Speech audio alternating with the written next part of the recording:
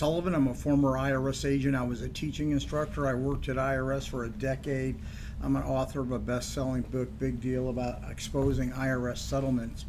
I want to tell you, I've worked IRS collection cases like ever since I was like this high. Yeah, I've been doing this for 53 years. So let me tell you, I want to talk to you about what happens if you call IRS, if you owe IRS tax debt. What is that conversation going to go like? Well, the first thing the operator, the agent, does on the other end of the phone is they pull up your account history transcript. They know what's filed, they know what's not filed. If they want to, they can find out how much you've made, your W-2s, your 1099s. They start off with the information that they have and they proceed out from there. They're going to want to make sure all 6 years of tax returns have been filed, the last 6 years. If not, they're going to set usually a 30-day date to get those tax returns filed. You know, if you have a professional, like, we can get longer than that, but it's a starting point. You know, from there, they're going to want to make sure if you're self-employed, you're starting to make estimate payments. And if you owe IRS tax debt, which this is about, they're going to ask for a financial statement right then and there. They're going to want an IRS form 433F. You can download it yourself, kind of take a look at it. They're going to ask the normal questions on any financial statement: what your income, what your assets are, what the payoffs are. They want to know what they're going to do with your case.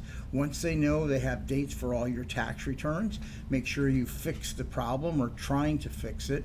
Then they get that financial statement. They're either going to put you in a payment agreement, they're going to put you in currently non-collectible, which means you can't pay, or if you want to settle the debt, they're going to tell you where to send your offer and compromise. Here's the thing: if you call them with not having a clear focus, clear idea of what they're doing with that financial statement, generally you're going to have a good payment agreement to IRS. Why? You don't know what the national standards are that IRS is going to use. The IRS national standards simply means that IRS is going to dictate some of your expenses, not all of them, and that usually isn't going to go align with what you have, and that usually they usually get a sizable payment agreement. So just be careful. It's certainly okay for you to call as long as you know what they're expecting on that financial statement. I work larger cases.